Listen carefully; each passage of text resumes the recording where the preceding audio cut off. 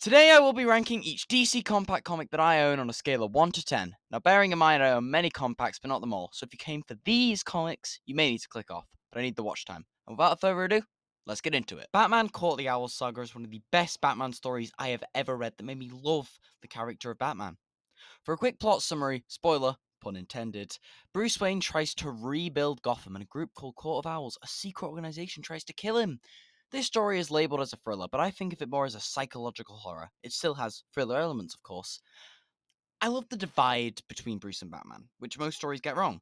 We need more of Bruce Wayne to balance out the gritty Batman. A good example of this is the Dark Knight trilogy, who blends Batman as a brooding character and balances it out with Bruce's billionaire playboy lifestyle. Now for the villain. The Court of Owls. These villains are menacing because they are not like other Batman villains with flashy lights and performances. They lurk in the shadows. And that was it. That was every single compact ranked in this video. Stay tuned. We got a couple more videos coming. This will probably be the first of 4 videos I'm releasing over the week. Welcome to Fedora Comics. This has been the first video, and good night.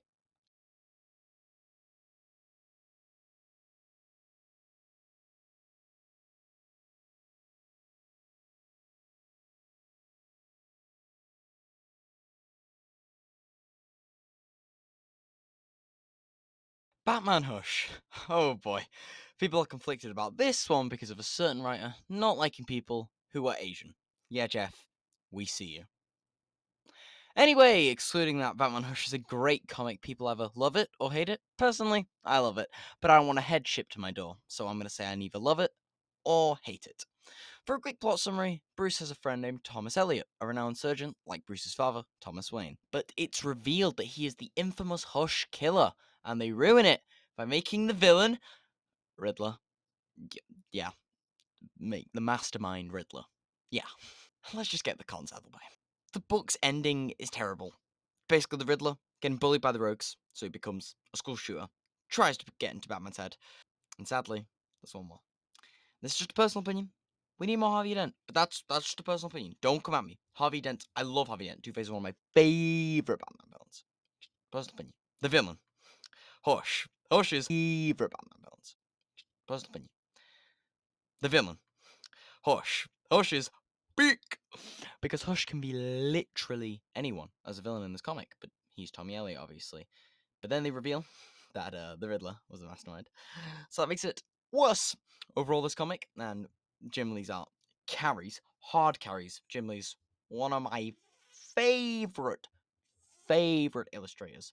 He is so peak.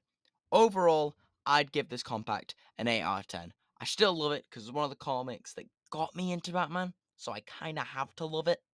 So that's the rank I give it. Batman Arkham Asylum. Not to confuse with this peak, this has nothing to do with the Arkham trilogy.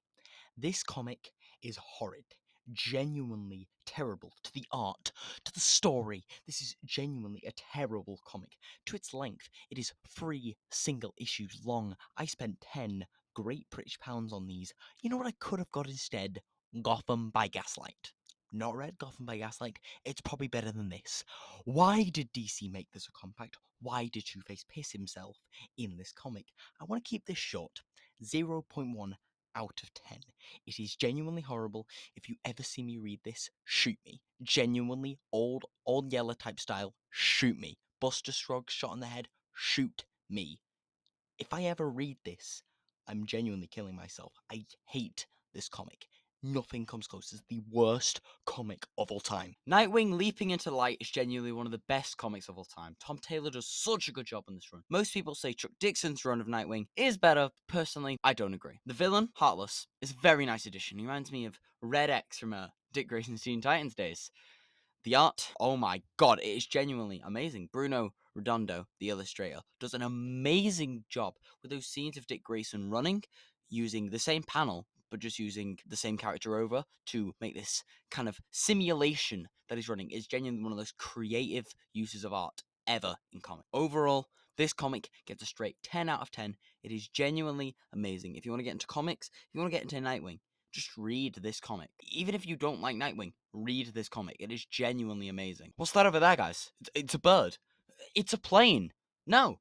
It's one of the best Superman comics of all time. Grant Morrison's All-Star Superman is one of the best handcrafted Superman stories, with the themes of vulnerability, morality, and most of all, hope. With Frank Quitely's help, they constructed a beautiful story that makes the reader inspire to be a better person. There's a reason James Gunn adapted this story onto the silver screen. Overall, this comic gets another 10 out of 10 for being genuinely perfect. Watchmen is a book that has a bad reputation for bad adaptations. Even though Zack Snyder's was peak, I can't lie. This comic only being 12 issues makes the reader feel different after reading. The blend of a murder mystery that slowly turns into a planetary threat that can wipe out everyone in the blink of an eye is genuinely amazing. The best character is Rorschach, and his issue explaining his backstory is genuinely amazing. Saying this, however, the comic ruins it by, spoilers ahead, Rorschach dies. So they lose a point because he's the best character in all of fiction. I don't mean that. That was peak. I also don't really like the art. I know it was old. It was about the 80s, maybe early 90s, but I just don't like it. Genuinely, I just don't like it. I don't like Dave Gibbons. I love Dave Gibbons. I don't like Dave Gibbons like art. So for that, I'd give it a 8 out of 10. DC A New Frontier is an amazing comic that takes a while to get used to, but is perfect and opens the DC world to the Silver Age, like with the introduction of Silver Age Robin and Silver Age Green Lantern, Hal Jordan being introduced. It was amazing making Martian Manhunter being the somewhat main character.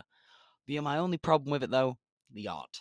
The art is absolutely horrible. It doesn't work for me. I feel like it feels like a children book, and that's why I believe this book should get a 9 out of 10.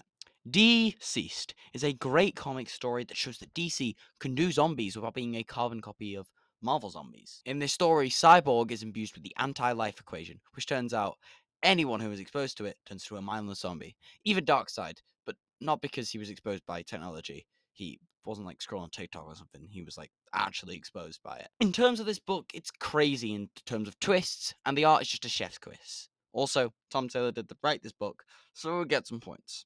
Overall, this comic gets a 10 out of 10. It's perfect. I wish I was there when it released because I would have been all over this series. And that was it. That was every single compact ranked in this video. Stay tuned. We got a couple more videos coming. This will probably be the first of 4 videos I'm releasing over the week. Welcome to Fedora Comics. This has been the first video, and good night.